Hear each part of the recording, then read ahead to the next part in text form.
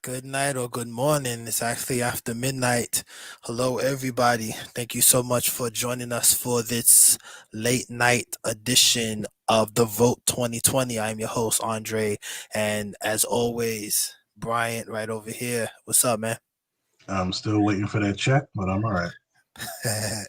We're working on it. We're working on it. I'm talking to the banker now.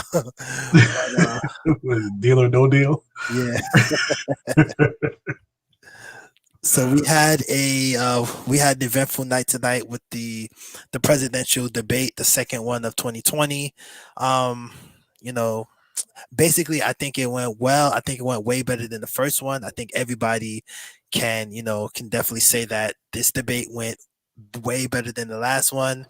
Um, Christian Welter, the host, the moderator, I think she did an excellent job. Her being a woman of color, she did an excellent job. Mm, What did how do you think no, the debate went? don't get me started on Christian Welker. That's all I cared about at one point. Like, who is this? I'm not even gonna lie. Like I mean, besides the fact that she handled the debate very well, but yeah, I've never seen her before, so I was kind of, I'm just gonna be real, I was kind of hooked on her. But when we get back to the debate itself, yes, it was Hmm. way better than Yeah, last time. Um, Not to mention how, even though both parties were interrupting each other at times, uh, uh, what am I trying to say? Oh, hold on. no, go ahead. Thank you. Oh, you didn't put it in? Thank you everybody for joining us tonight. Just Oh, you can. put a comment. Let us know if you watched the debate Oh, tonight and oh, what you thought. Let us know oh, if you yeah. watched the debate, guys, and Thank put you. a comment on, and I will Uh, comment on the air. okay. Emergency room. Yeah, we can't afford that. All right, so just let me know if you you did that. If you watched the debate tonight. I'm sorry. This might be so unprofessional of me, but this is how the debate making me feel. I need Alka Seltzer. I'm sorry. I need to drop me one of these, two of these pills. But anyway, no, No, don't worry. both parties did at times interrupt each other, and but compared to the first time around, this was way better. Yeah, exactly, Um, exactly. I want to know, what do you think? Like, I know people are already pretty much made up their mind, but people who weren't deciding, do you think certain things that Trump said, do you think he might have gotten maybe people to actually kind of look his way? Like, do you think anything he said might have helped his cause at all? Honestly, I don't think anything he said is gonna really help his cause. I think he interrupted Biden a lot. He interrupted a lot, but I actually don't think that they. I mean, they said there was a mute button, but the thing I like that Kristen Welter did, and I actually know her from MSNBC. MSNBC is my news channel that I watch and follow throughout the day to get my news. So that's where she works, so I've definitely been aware of her, but I'm saying, I think that she did a good job with allowing them to, like, go back and forth, because that's what the debate is. It would be different, I'm saying, if I'm saying, I don't think it would have been good if she, would have been like, okay, you talk, you be quiet, and then you talk and you be quiet, and don't let them rebuttal. That's what a good debate is. So, Mm-hmm. I'm saying, in that aspect, I think it was well, but I don't think that Donald Trump said anything that could, what I'm saying, if I'm in one of those swing states or one of those battleground states that I'm, on the fence, I don't think he said anything that would make me change my mind. You know what I'm Mm-hmm. saying? He basically just kept on talking a whole bunch of foolishness, trying to just blame Joe Biden for everything. And I just don't think he did a Well, they both were blaming each other for everything. I know people. That's just my opinion. I know some people. I heard one guy on the news when it was over say, Trump was acting like a kid. I didn't personally, I didn't think Trump was doing that bad this time around right, right, right. compared to the first time. First time, if you want to say he was acting like a child, most definitely. But this time around, he let Biden speak. He didn't really interrupt him as much. Biden, to me, at one point, I was looking like, wait, is Biden doing some of the interrupting now? What's going on? Like, are we flipping? But it was well organized, and again, you gotta say Christian Welker, she did good. Yeah, there was a couple times that I saw Joe Biden look like he was like when he was talking, kind of like he lost his train of thought or he kind of like mispronounced words. Sometimes like he kind of stumbled a little bit. Yeah. Not saying he was nervous, but I you know what I'm saying, that's what Donald Trump does. Donald Trump kind of knows how to stumble you up a little bit. But you know what I'm saying? I just feel like, and like even with the Proud Boys, I think he called them the poor boys. The poor boys. Yeah, but you know, also he said Donald Trump said he's Abraham Lincoln. Yeah, that was kind of like Donald Trump, and I had to agree with Donald Trump on that one. Donald Trump has never said that he never said that. He never said he was Abraham Lincoln. He never even said he was better than Abraham Lincoln. He said that he said other than Abraham Lincoln, he's done more for for African Americans. His face was priceless. He was like, I never said I was Abraham Lincoln. What are you saying? I never said that. Like, that means tomorrow now he's gonna start tweeting about, see, Crazy Joe lost his train of thought. Yep, he lost his train of thought, calling the poor boys, said Donald Trump is Abraham Lincoln.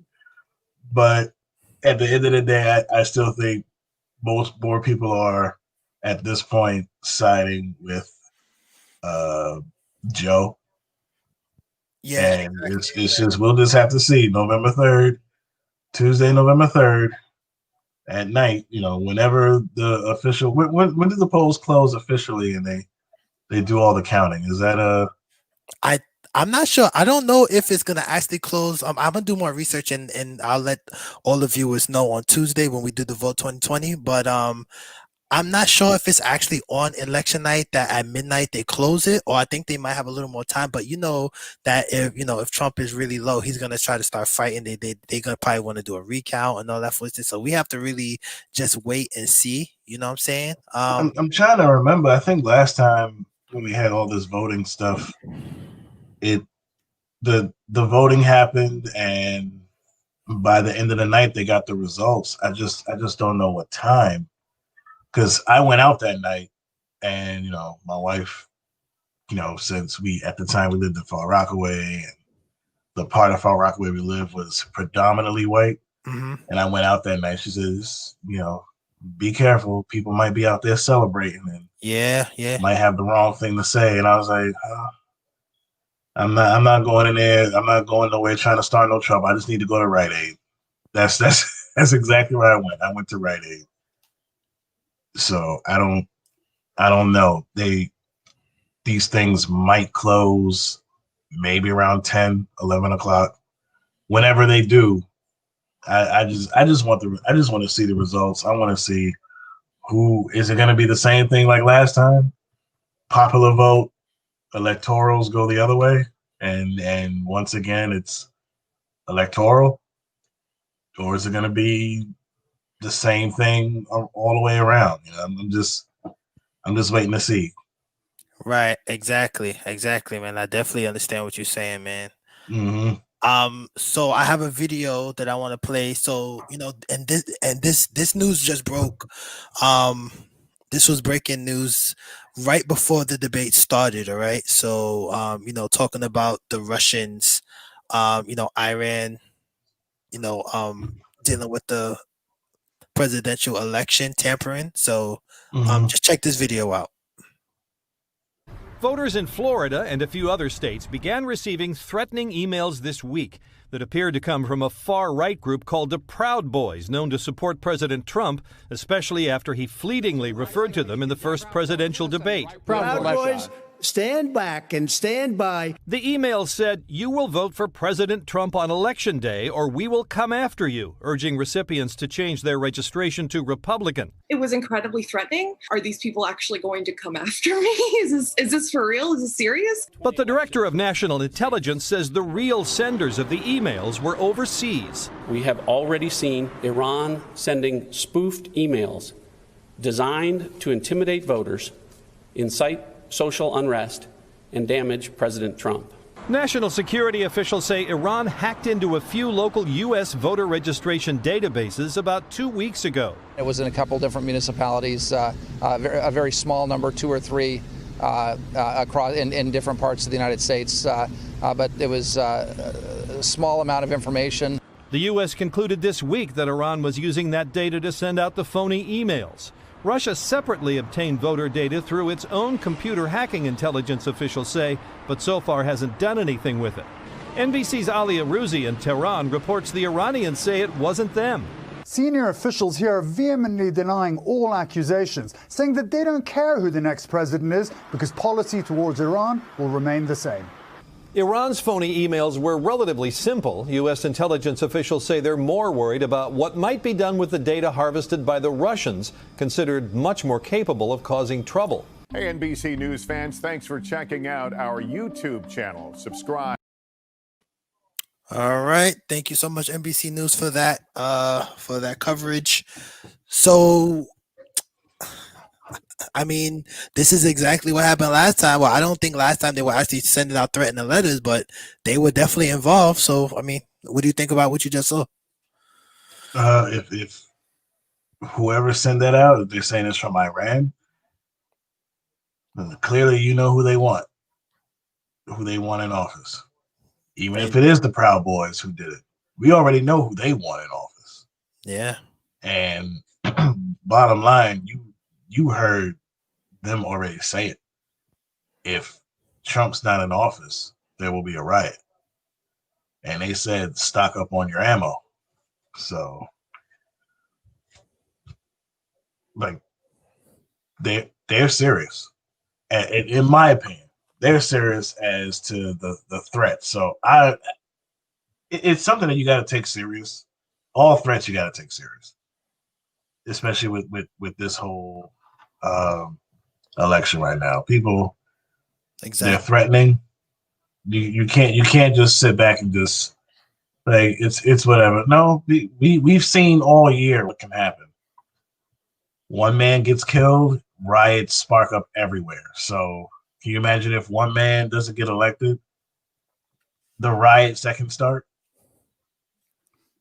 Hell, I won't be surprised if there's riots for either party, whoever gets elected. If Biden's in, they riot. If Trump goes in, they riot. I won't be surprised.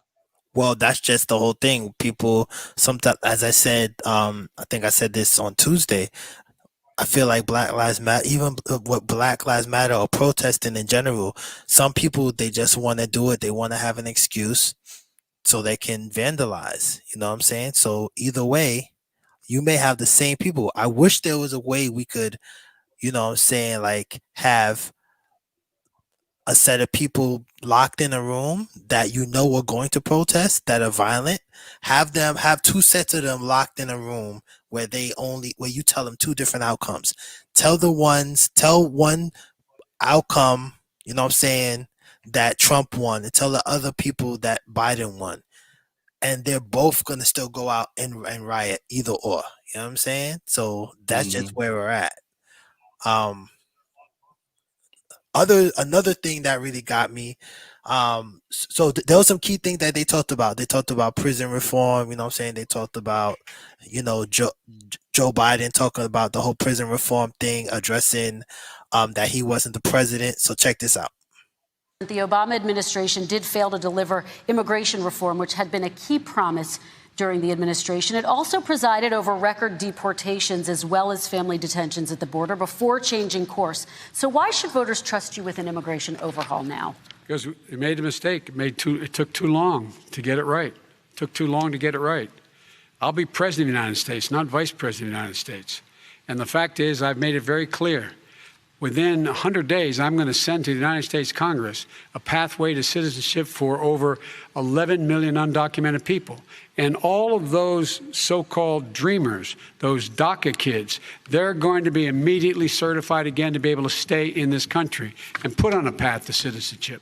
The idea that they are being sent home by this guy, and they want to do that, is they've gone to a country they've never seen before. I can imagine you're 5 years old, your parents are taking you across the Rio Grande River, and it's illegal. And you say, oh, no, Mom, leave me here. I'm not going to go with you. They've been here. Many of them are model citizens. Over 20,000 of them are first responders out there taking care of people during this crisis. We owe them. We owe them. Hey, NBC News viewers, thanks for checking out our YouTube channel. Subscribe by clicking. All right. And I actually said, I said prison reform. I'm sorry. I actually meant immigration reform. So, Immigration reform. yeah. So what do you think about that? I don't think it's gonna happen. That's just me. I don't think it's gonna happen. He said within 100 days he's gonna get that done. I don't think it's gonna get done. I mean, one thing I can say that I do that I hate to say it like this, but just Trump said you've been in office for 40-something years and haven't gotten anything done. And then he called them all talk. I'm, and that's not me siding with Trump. I just don't see Joe Biden getting something like that done within the first 100 days. Right. Yeah. It just seems like because, especially because the Republicans are still in the Senate, you know what I'm saying? The Republicans, are still in the House and everything. So it's kind of like when you still have people like Mitch McConnell that are sitting there and Lindsey Graham, these people, we got to get these guys out too, because, that's why Obama had a hard time getting stuff done, because they kept saying no to stuff. You know what I'm saying? So it's like, that's why we have to vote. You know what I'm saying? So another thing is like, okay, so we know that Trump is, I don't know if you heard that there's a 33-year-old, a 33-year-old federal judge that he's trying to appoint, to be a federal judge. She's 33 years old, but she's never tried a case. So I'm gonna put her in the highest court. And that's the problem. Right now, we're fighting for the next 50 years, not just the next 4 or 8 years. So that's why Judge Joe Brown is more qualified to. He just does little small cases on TV. Judge Mathis can go on there. Well, speaking of never that, done anything. Well, speaking of TV judges, and this is off the topic a little bit, but on the topic of you saying people that are qualified, Jerry Springer is more qualified, because Jerry Springer is a judge. Well, Jerry Springer is a judge now. You know that? Well, he's a judge now. Yeah, he has a judge show. I didn't even know that. Yeah. I was flipping the channels and I saw Judge Jerry, and I'm looking and it's him. I know he was in Congress at one point years ago, and so I was looking at his qualifications there, but I didn't know he was a judge now. Yeah, so the fact that she's the only experience she had was that she was a clerk, which is like, that's probably like right above the janitor. Literally. I wouldn't say that, but I'm just saying she's a clerk. I think she might be a couple of more steps above the janitor. All right, well, I'm just saying she ain't really got no power. No. So the fact that she's gonna be appointed to the highest seat in the land besides being the president is like crazy. So you know what I'm saying? Another There's gotta thing, be something else behind that, like why he would even go with her. Yeah, definitely, man. Another thing that Trump said, he talked about, you know what I'm saying? All right, let me play the video and then we'll talk about it. Yeah. Catch and release is a disaster. A murderer would come in, a rapist would come in, a very bad person would come in. We would take their name. We have to release them into our country. And then you say they come back. Less than 1% of the people come back. We have to send ICE out and Border Patrol out to find them. We would say, come back in 2 years, 3 years. We're going to give you a court case. You need Perry Mason. We're going to give you a court case. When you say they come back, they don't come back, Joe. They never come back. Only the really, I hate to say this, but those with the lowest IQ, they might come back. Okay, President Trump, let's give Vice President Biden a chance to respond, and then we're going to move on to the next section. You don't know the law, Joe. Vice President Biden, your response. Know the law. What he's telling you is simply not true. Well, check it out. They don't come back. Check it out. Hey, NBC. So he basically said that that immigrants that try to obey the law and do the right thing are stupid. The lowest IQ, and he thinks somebody's gonna vote for him. He's forgetting that immigrants do have family members that are citizens here. You know what I'm saying? That those American citizens are fighting for their parents to be citizens. And he thinks he's gonna that's insulting someone. Well, the crazy part is though, this man has sent out insults before he got elected and still got in. So, you know, you could say he really thinks people are gonna vote for him. Yeah, people will. And some people who will vote for him are the same race of people that he's been insulting. You know, I think you're right. I think you're exactly right. Women, Black, Latino. I mean, there's a whole thing. Latinos for Trump. There's a whole group for that. I'm pretty sure there's probably a whole group of, you know, people like Blacks for Trump. There's probably a whole thing for that. There's definitely women for Trump. So pretty much all the groups that everybody has pointed out that he has insulted, there's a group for them saying blank for Trump. Yeah. Honestly, I won't be surprised if he's voted back in. I won't. At this point, I think I'll be more surprised if he's not. That's just how I feel. Right. Yeah, you're actually right. If he wins, then I'm sorry. If he wins, I'll be surprised. If he loses, you know what? If he wins or loses, I'm gonna be like, oh. He's gonna be surprised regardless. He'll be like, wow, like they really voted him out. And then if he wins, you'll be like, wow, they really voted him in. Like, it's gonna be a surprise regardless. Like when Obama, his second term, if he would have lost, that would have been a surprise. Because the way the country seemed, how everything was going, it just seemed like everything was going so well. Like, why are we even having a debate? You know, every 4 years you try to say, like, well, should we change the president? Like, it just seemed like everything was going so well. Why are we even going down this route to even change it? Just give them the 4 years. But it's like they had to do it, and because that's the rules. And if he would have lost, that would have been a surprise. But it was close. Well, exactly. But we have to be careful with Trump now, because I remember Trump saying earlier this year, either before the pandemic, I think he started, talking about where he wanted to do something about term limits, you know what I'm saying? Where, a president could stay president longer than the 8 years. You know what I'm saying? It seemed like he's trying to change that law, but that's almost like he wants to be in that dictatorship part, you know what I'm saying? But if the whole term limits thing is like, if he can actually get them to change the term limits and then a president can be president for as long as they want, that means that Barack Obama has a chance to come back. Well, I think any president, from what I've read, I think even if you ran or you were president before, you could run again, but I think you have to do it in a certain amount of time, not like 4 years after, just run again. I think I forgot, but I think I read that a previous president can run again if they want to. So I think that's already in play. But to actually stay in office and not come out of office, that's definitely what Trump is leaning towards. He wants, if he can, he'll stay in for a third term. I remember Obama teased it doing 3 terms, but that obviously nothing happened with that. But if Trump says he's going to do what he can to get a third, we've seen this man pretty much flip the country upside down within the first week he was in office. Like, wait, people were scared to fly. Married couples were being held up just because,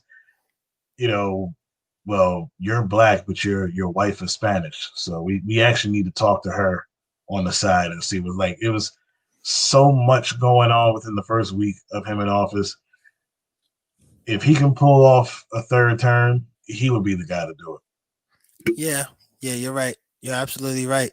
So we'll have to just see what happens. You know, we are literally days away. You know what I'm saying, from this next from November 3rd. Yeah, we're almost there, man. So it's like we're literally like it's basically what 2 weeks away. Well, next Tuesday is the 27th. We're right there. Where we at? 1, 2, 3, 4, 5, 6, 7, 8, 9, 10, 11. We are 11 days away, my friend. Yeah, that's including the weekend.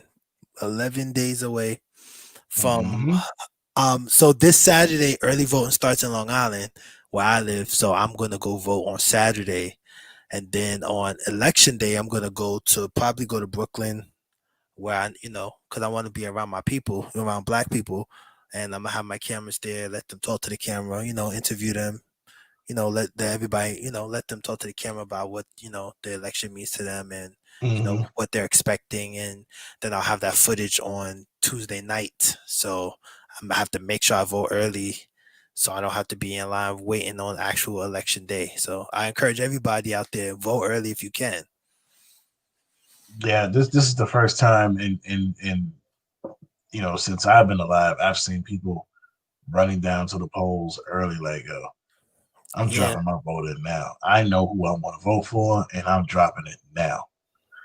And basically, somebody pointed out though that they feel Trump is going to win because they just keep looking around and they're just seeing Trump this, Trump that, like everywhere, and the Trump rallies are huge, and then you see like Biden rallies, and there's really like not that many, and even if you do see one, it's not even a big rally. And he said that was something to look at, is what this guy was saying. And I said, it's kind of true, especially where I live. Like I haven't seen no Trump rallies, but I've definitely seen like so many people out here, Trump. Like I see it on their lawns. My wife and I drove to Pennsylvania. We had to take like the countryside of Pennsylvania. Trump stickers, Trump flags everywhere. I'm like, I've never seen it like this before. Even people who say, yeah, I'm voting for Bush. You might have saw 1 or 2 flags here and there, but this Trump thing, it's everywhere. You can't escape it. You're going to see it. And it is kind of scary. You think about it, like, wait, he really has this many people supporting him? All right. We basically got 2 weeks to go. We will see November 3rd what the outcome is. Yeah, we will definitely see, man. Another thing that I've been, is why I created this platform is for the African American and Hispanic community, man. The Hispanic Americans, their children are still locked in cages till this day, you know what I'm saying? Which is real crazy, man. So you know what I'm saying? It's like it's really hurtful, man, because that could be my kid, that could be your kid, man. Imagine, you know what I'm saying, that imagine sometimes you go to Disney World and for whatever reason, because you black or whatever reason, they just snatch Matthew from you, man. Yeah. And then you separate it. Some of these kids are like, we're breastfeeding. They just snatch them away from their kids. But let me let you hear what they had to say at MSNBC. And what's up, Anthony? Anthony just said you can't go by what you see. Exactly. Thanks a lot for joining us, Anthony. So I'm gonna go to this video of what they what Joy and Reed had to say about these children. Can I just say, I went to Tornillo, which is one of the places that they held children.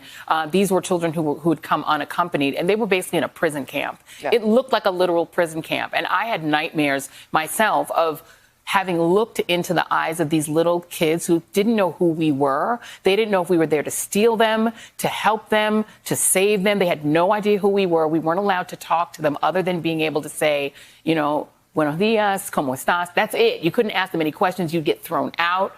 But the fear and the terror and the drawings that were in the place where they slept, which were bunks that looked like military barrack bunks. And there was one little child who had drawn a picture that essentially looked like the crucifixion. These were little kids. And the idea that they're well taken care of, the people who ran that place actually opposed the policy. They weren't even into the policy, didn't even approve of the policy. There were only 10 medical beds there. So if COVID broke out there, there's going to be a lot of kids that got sick.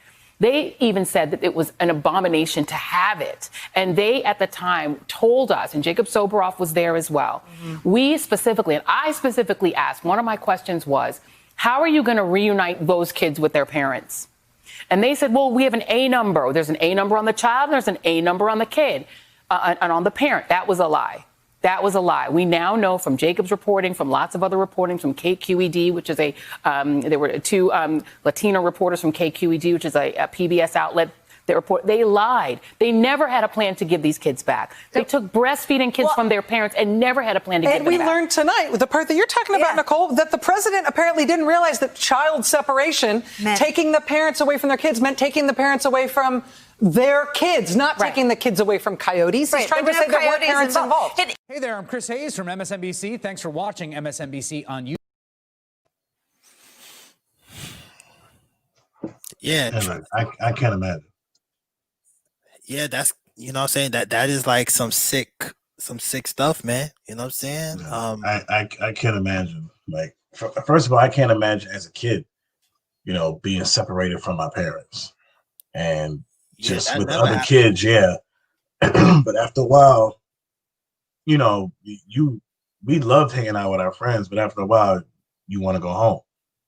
And I'm pretty sure a lot of these kids are, you know, I've seen pictures of the kids, you know, with each other, probably playing with each other. Not saying that, you know, hey, there's light on the other side for them, but, you know, as a kid, you're gonna play with other kids. But after a while, you want to go home.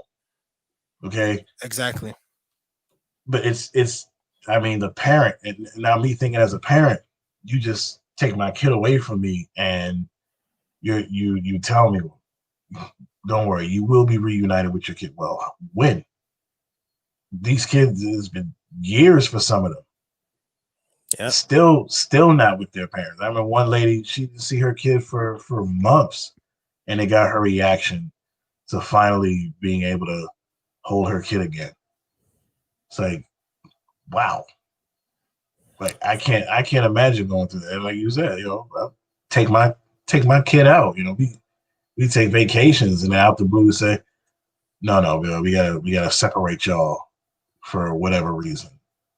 No, I can't get with that. Yeah, because, you know what I'm saying, some of these kids were breastfeeding, man, and you take them away for, imagine if you're a 1-year-old baby, or even 3 months, 6 months old. Let's say 6 months. You breastfeeding on your mama, they separate you for a year. You're not gonna remember your mother. No.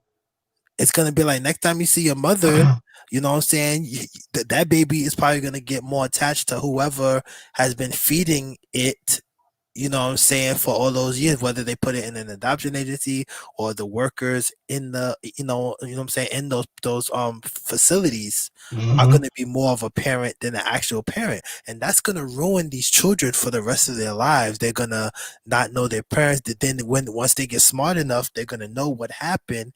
And that's the stuff that can make people go crazy. And then if they decide, hell, I'm gonna be a criminal, it's like, we made criminals, you know what I'm saying, off the strength of them being separated from their family in this kind of way. It was no reason for them to be separated from their family, man. No. There was no reason for that. And it's sickening. It's sickening when you think about that. It's like years, months, these kids are separated from their parents. No, I can't imagine that. I would never want to go through that, and I wouldn't wish that on my worst enemy. Like to have your kid separated from you. Like, that's your kid. So something in that like gotta change too. Yeah, That has to change. and then this fool Trump wants to say that the immigrant children have been well taken care of. That's what he's saying, that they've been well taken care of. Watch this. We're going to talk about immigration now, gentlemen, and we're going to talk about families within this context. Mr. President, your administration separated children from their parents at the border, at least 4,000 kids. You've since reversed your zero tolerance policy, but the United States can't locate the parents of more than 500 children. So how will these families ever be reunited? Children are brought here by coyotes and lots of bad people, cartels, and they're brought here, and they used to use them to get into our country. We now have as strong a border as we've ever had. We're over 400 miles of brand new wall. You see the numbers, and we let people in, but they have to come in legally, and they come in through But merit. how will you reunite these kids with their families, Let me just tell you, Mr. President? they built cages. You know, they used to say, I built the cages, and then they had a picture in a certain newspaper, and it was a picture of these horrible cages, and they said, look at these cages. President Trump built them, and then it was determined they were built in 2014. That was him. Do you They have a built plan to cages. reunite the kids? Yes, with we're their working on families? it we're trying very hard. But a lot of these kids come out without the parents. They come over through cartels and through coyotes and through gangs. Vice President Biden, let me bring you into this 525 conversation. Quick response and then another question to you. These 500 plus kids came with parents. All right. So first of all, I'm not giving Trump the benefit of the doubt at all, but I will say this. He says that he did not build the cages. He says that Obama and Biden built the cages. And Biden did not answer the question, so it kind of makes me think, did they actually build the cages? And were the cages actually for humans, children?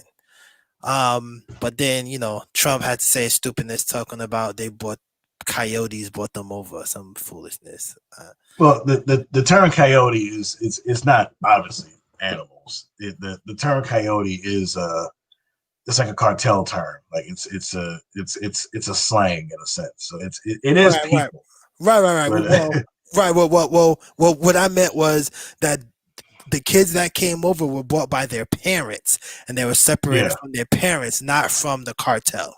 Right. Yeah, that's what I mean. Yeah. Well, but he's not lying though in that sense. There were, I don't know if it was recently, but what he is saying is true. There were times where cartels were trying to get into the country, but they were bringing because there's actually a woman who she talked about when she was a little girl, her mother was murdered and they kidnapped her and right. brought her over.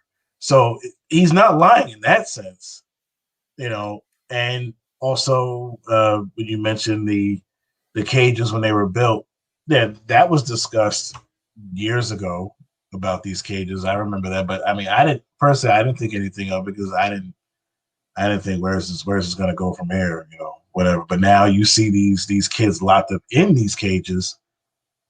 They say, well, yeah, those were built years ago. So why were they built? Who were they built for? Were they built for criminals, or were they actually built for children to separate from their family? Like, the bottom line is they were there. They were that's what we were told, and that's what I heard years ago. They were already there, and now, but there's kids in them. What were they built for? That's what I want to know. If they really were there years ago, what were they built for? Exactly. Thank you for the ones people that are watching us on YouTube. I got 2 people watching us on YouTube, so thank you so much. Leave a comment. Let us know that you're watching. All right, just leave us a comment from YouTube. I'd like to know who is watching us from YouTube. I'd really appreciate that because it doesn't, YouTube doesn't show us who's watching. So if you'd like to just, say what's up or, leave a comment, I'd appreciate that. All right. I see got 3 people on YouTube now. So that's a good thing. But yeah, man, I don't know, man, that just really gets my blood boiling, because I know how I feel about my children. And just to be separated from them in that way, you know what I'm saying? It's like you're in another country and, you know what I'm saying, they're treating you bad. It's drugs, violence, and you're trying to go somewhere to be safer. You know what I'm saying? Now, they did say that they tried to, you know what I'm saying, that they were able to find some of the parents and they were trying to bring the parents back.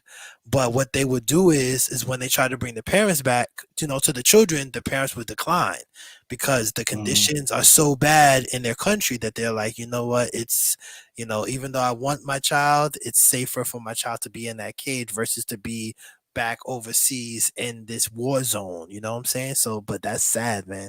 That is sad. You say, you know what, my child is safer there than with me over here, and that's because that wasn't the plan. The plan was not to drop your kid off in a cage. The plan was to come over to another country where you can, you know, possibly get a better life. And now you're separated from them for who knows how long. And at this point, it seems like it's forever. Exactly. That these kids are probably never going to see their parents again. I will hope not.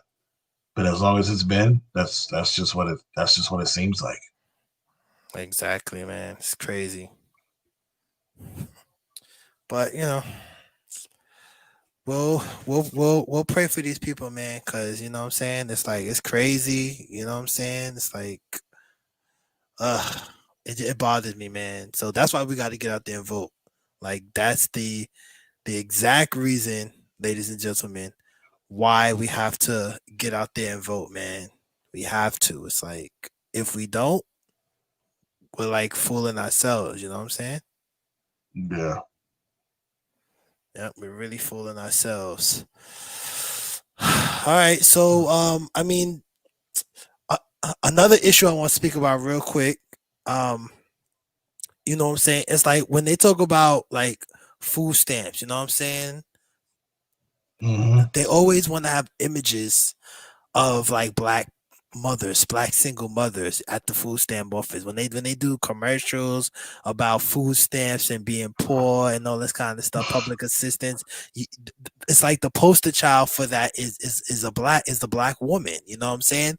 And when I was working upstate New York, I was working for DirecTV, and they had these posters of hunger. It was like some kind, no, not hunger, I'm sorry, it was they had two.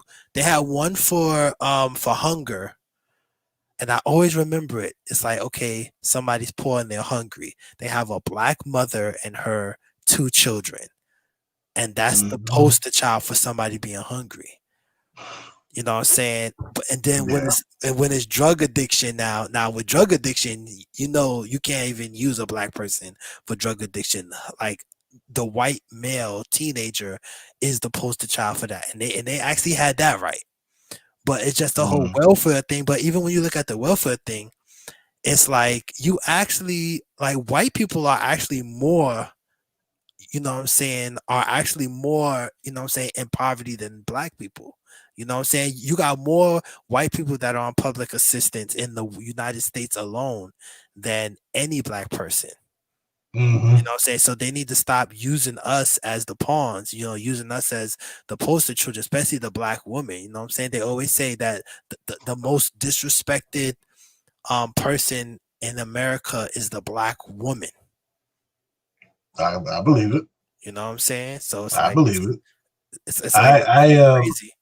I remember on Facebook a while ago, there was a white woman, and I'm not I'm not trying to, you know, just, you know, kick at white people. No, it's not that. But there was a white woman on Facebook who literally sat up there and was filming herself, everything that she bought on EBT. Yeah. And she admitted that she scammed the system. She's like, I believe like, I have no problem doing it. And she even said, I encourage all y'all to try to get on it. She's like, you'll be eating. She said, look what I'm eating. And she was pulling out everything. Even pulled out a lobster. You know what I mean? If you like lobster, hey, you know, I love all types of seafood, you know, depending. So I'm like, wait, this woman pulled out some, she had lobster, she had steak, she had, you know, her kitchen was full. of food up in there, and she had no problem admitting that she basically did what she had to do to get money just for food. She's like, and she said, "You think about it, I'm over here, spending money on everything else, and I gotta spend money on food." It's like, no, I can get assistance to eat too, just like anybody else. And she was proud of it. Yeah. Okay. One guy, which I don't agree with what he did, but he saw a woman. He saw a white woman cart full of groceries, and he was standing behind her, and she paid with the EBT card. And as he's walking out the store, he sees the kind of car she's driving, and she was driving a Mercedes. Oh, and he's wow. like, "Look at this! So you over here paying with EBT and stuff, and I'm out here working my ass off, and you driving a Mercedes." And he just like reached into her cart and was like, "Yo, I'm taking this," and like took something out the car while she was packing it away. And she didn't even fight him on it, but I'm like, okay, but you can't go by that. Just because she's driving a Mercedes, she could have borrowed that car, but the car could have been given to her. Like, you can't really go by what the person's driving. Yeah, or she could have had that car already, paid for it, and then became, and then got down on her luck, because it happens. There's people that spend their money, they buy, they're successful one day, and then because of a pandemic, they could lose it all. But maybe they could keep the car because they have kids or something. So yeah, sometimes we can't go by that, but you could tell if someone's really scamming. It's like when okay, I've been on the public assistance thing before, back in the day. And what I'm saying, I've even I've seen Jewish women be in there with their kids in there, white Jewish women with the whole get up, the wig, and the whole with their kids, the stroller. But then when they get home, their husbands are some Wall Street tycoons making six figures, and that's how they continue to make six figures, because at least what I'm saying, they don't have to spend money on certain things. I'm saying? They're on Section 8, what I'm saying? When you're in Brooklyn on Eastern Parkway, a lot of those apartments are like Section 8 apartments, or like, government funded buildings. But when you go in there, because one day, years ago, I worked for a moving company off the books. I think I was in high school, and I just like a little summer gig. Moving company. I think I remember that. Yeah, I think I remember you telling me about that. Yeah. Yes, yeah. So we went to a Jewish person's house moving some furniture, and when you go in their house, man, it's in Brooklyn too. It was so nice, it was so clean, and it was beautiful. But the same women would be inside the welfare office, so it just shows you that what I'm saying, they know how to milk the system, but we're the poster children for being on welfare and being poor and all that crap, man. Meanwhile, I remember when I first got hurt at work. The first time I got hurt my back, and I wasn't making that much money, so I did go down to the office myself to see if I could just get some assistance with at least some food. Not that much. I just needed something just to put something down. I need something to eat. Yeah. And I literally, they said I made too much even though I was on workers' comp, and it was literally like $20. Yeah. $20 over. It was like, of course they did, right? Like, you make too much money. I'm like, it's only $20. Y'all can't just hook me up. Like, this really just goes towards rent. And after that, I have nothing. She was like, yeah, well, you really have to kind of make nothing to even get assistance. I'm like, wow. But in my head, I'm like, but I know people who do this, who actually work, and they pull this off. I knew people at my old job who did it. And mind you, at that time, my old job, we got paid decent money. And they were doing it. All you gotta do is just have a computer, move your numbers around a little bit, and then present your numbers.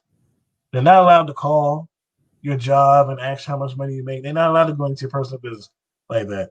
You have to come in, fill it out, show them the paperwork that they want to see, and then they say yes or no. So exactly, just move the numbers around. But yeah, we're always the poster child for that kind of stuff. It's always us. Yeah. And it sucks, man. But you know, that's just where we living right now, man. That's like just where we're at right now in life. So, you know, that's why we gotta vote. That's why we gotta get this dude out. We have to get Trump out. You know what I'm saying? We like literally have to get him out of the White House. So if you can vote, I would say just vote. You know what I'm saying? Just vote. It's not gonna hurt you. It's not gonna do anything to you to vote. But if you don't vote and then stuff gets real, you know what I'm saying? As they say, when the doo-doo hits the fan, Just say say it the right way. You say it. Well, this is your channel. I'm trying to be respectful to the Christians in the room, so I'm trying to, you know, because you're wearing a church T-shirt today. No, you're wholesome tonight. What's up, Travis? What's up, man? What's up? How's it going, Travis? Thanks so much for joining us tonight, my brother. So yeah, so you know, it's like when it really hits the fan, you know what I'm saying? We have to vote, man, because we cannot complain. You know, we cannot complain. All right. So early voting has already started in certain states. Okay. So please, my early voting in Long Island starts on Tuesday. All right. So I will be definitely voting on this Saturday. All right. This Saturday is my early voting. I'll be there, and then we'll have our cameras out on election day. Lola J, what's up? Thanks for the comment, Boo Bear. And that's from YouTube. That's our first comment ever from YouTube. Thank you for watching. Thank you so much for watching. You know what I'm saying? So, you know, so I don't know who else watched the debate. Did you guys watch the debate that are watching right now? What did you think of the debate? You know, speaking of it again, I'm going to say this. If I think, you know, Trump said a lot of, over the years, he has said a lot of stuff that people say, dude, why are you even saying that? I think sometimes he just doesn't know how to speak as a politician. I know he knows how to speak as a businessman. I've heard the man speak way before he became president. The man has said some smart things. There was a woman, and mind you, this is a couple of years ago. This woman said to him, you know, how he should be successful in life and stuff like that. And but the way she talked about herself was she kind of like put herself down. She said, you know, I'm not that successful. I'm really, you know, not that much of an important person. Something that he was saying, and she was saying, and he said, well, first of all, your attitude about yourself is bad right there. You can't say stuff like that about yourself. You are an important person. You are this. You are that. He's telling her, think positive. That sounds good. That sounds like a businessman, you know, and a guy who's, you know, stuff like that sounds good coming from, you know, a guy who is successful. Exactly. We have President Trump, who says stuff like, I'm the least racist person in the room. I mean, I hate when he says that. Don't say that. Just say straight up, I'm not racist. That sums it up right there. You don't have to, he's putting too much on it, like as if he was in a business meeting. And he's not thinking. It's just a simple answer. If somebody just comes out and says, Mr. Trump, are you racist? No, I'm not racist. That's all. Instead, they'll say, Mr. Trump, are you racist? I am the least racist person in this room. Like, it doesn't sound right. It doesn't sound right. You exactly. know, Exactly. If the man really isn't racist, if he's not, I don't know him personally. If he's not racist, he's not racist. Just say that. But I am the least racist person in the room. Yeah. Like, okay. and there's one more thing I want to talk about too that I have my notes. we got to talk about stop and frisk, man, because Donald Trump is trying to implement stop and frisk. You know what I'm saying? That's something that he wants to continue. He wants to actually get like a statewide or nationwide a nationwide I'm forgetting what the word is, but he wants it to be nationwide, basically, to do stop and frisk. And we know that Rudy Giuliani is his lawyer, who is the spearhead of the stop and frisk. And they've already said that stop and frisk is a racist. Is racist. I thought that was Bloomberg. Nope, right? It was Giuliani. Okay. It was Giuliani, and then Bloomberg continued it too. Okay. So did it get worse under Bloomberg? I don't think it got worse. I just think it just maintained. And then when Bloomberg got out of office, I think it kind of stopped. Anyway, that's like something that we need, that, you know, in a time like this, if Trump is the president and you got people like the Proud Boys, like there was an officer that was at the polling place that they had a little story about it, where this police officer had on a Trump mask. And he's going to the polling place. And if you're wearing a uniform, police uniform, you should not be having a mask on, like you know, you're intimidating, or, you know what I'm saying, you're like advertising who you voting for. You're not supposed to do that. You know what I'm saying? He should have a regular black mask on, or even if the mask said NYPD, that's even better. But you can't be, you know, and it would be the same thing as if they had on a Joe Biden mask on, it would be the same it would be a problem too.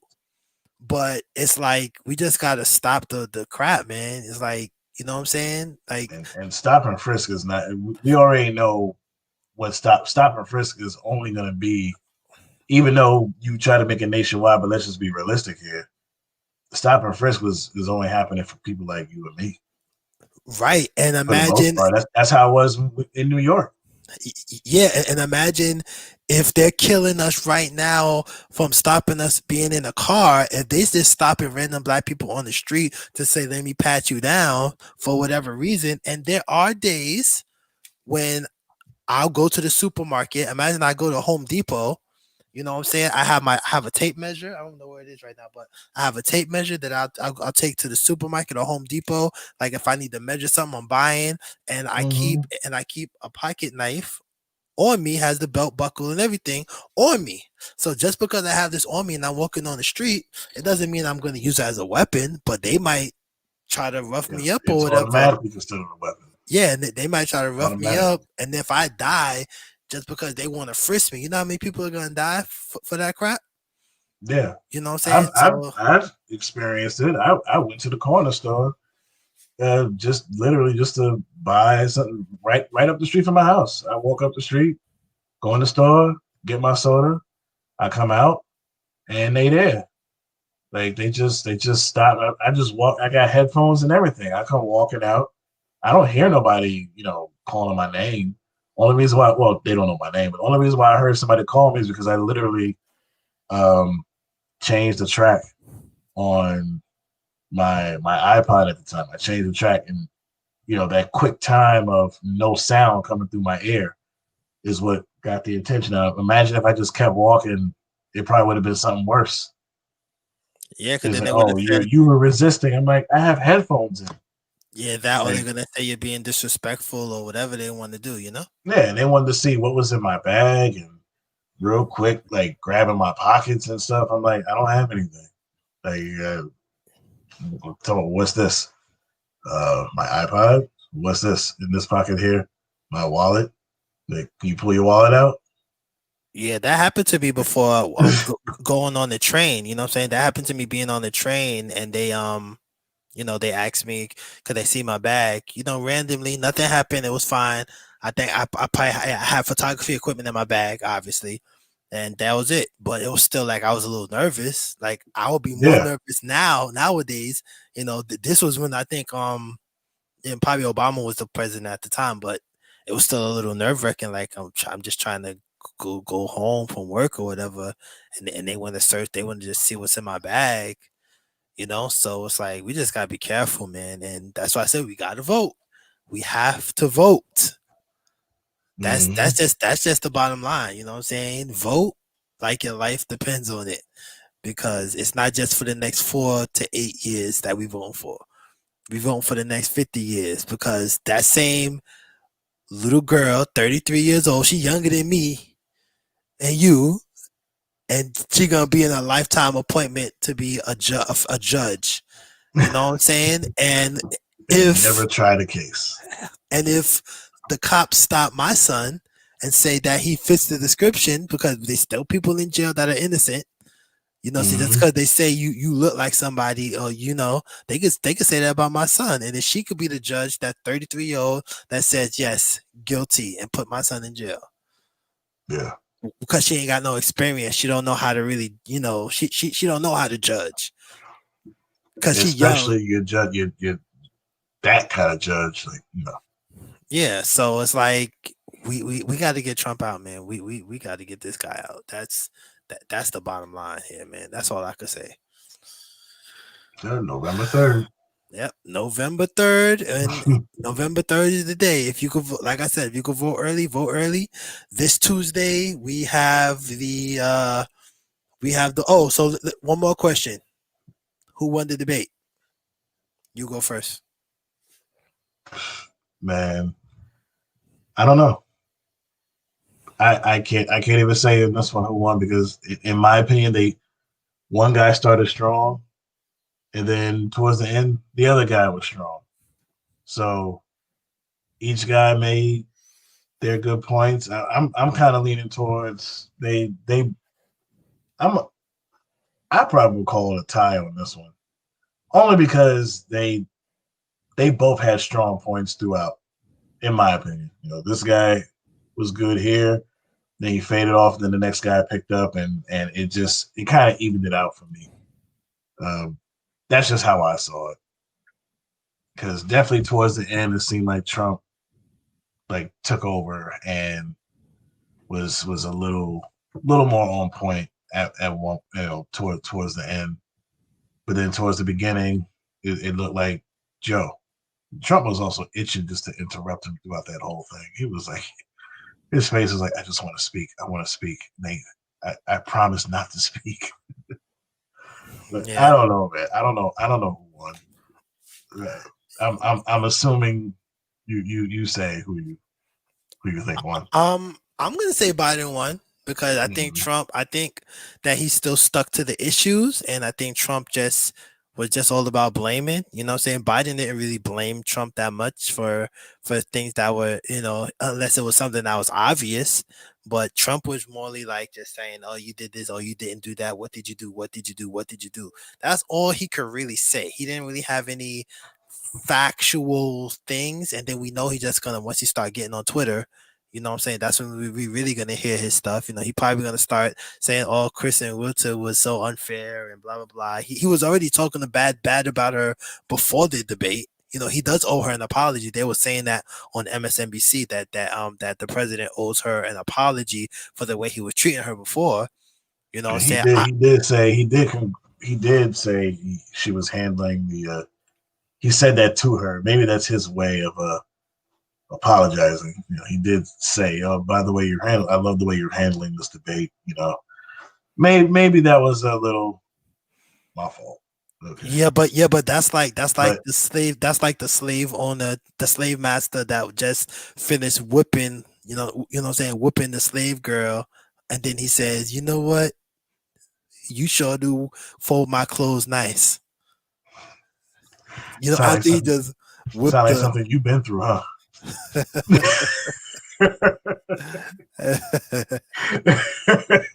you just had a flashback. That switch. Yeah, no. Oh man. Hey, man, look. It's crazy when you think about it. Like, who really did win this debate? Some people definitely said Biden. Some people definitely said Trump. I'm just seeing it all around. Me personally, I'm just like, man, I can't even say. At this point, it doesn't even matter. Who cares? To be honest, I'm just waiting for November 3rd. I want to see what's gonna happen. Exactly. If he does lose, is he gonna mess something up? You know, or, hell, I won't be surprised if something happens a week from now and he suspends the elections, and we went through all this for nothing. Yep. Well, if that happens, I will make sure that I am ready to, that we'll be ready to come here and report it. I'm going to next week. I want to kind of be on. There's a lot of stories happening, so I want to try to actually go live every single day. So a lot of stories to cover. There's a lot of stuff happening with continuing with police shootings, African Americans. We're going to get into all of that after the election.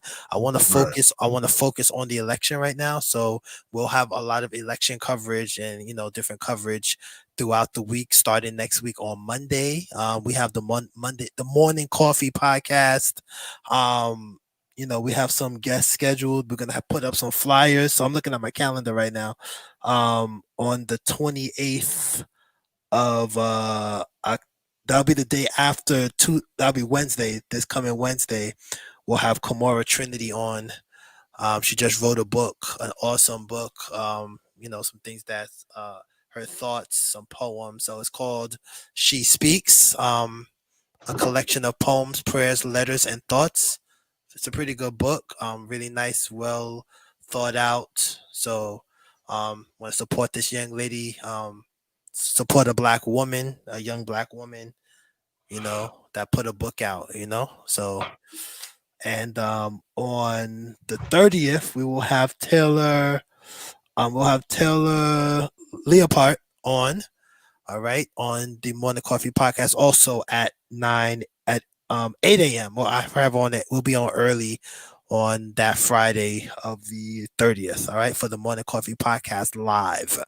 All right. And we've been doing the Morning Coffee podcast with JD. So shout out to him and shout out to Aklia V for our intro for the Morning Coffee podcast.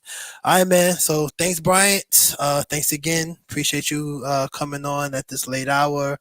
Thank you for those that were in the comments. We had like a little person in the YouTube, Lola J. I think it's like what they call them. The subscriber?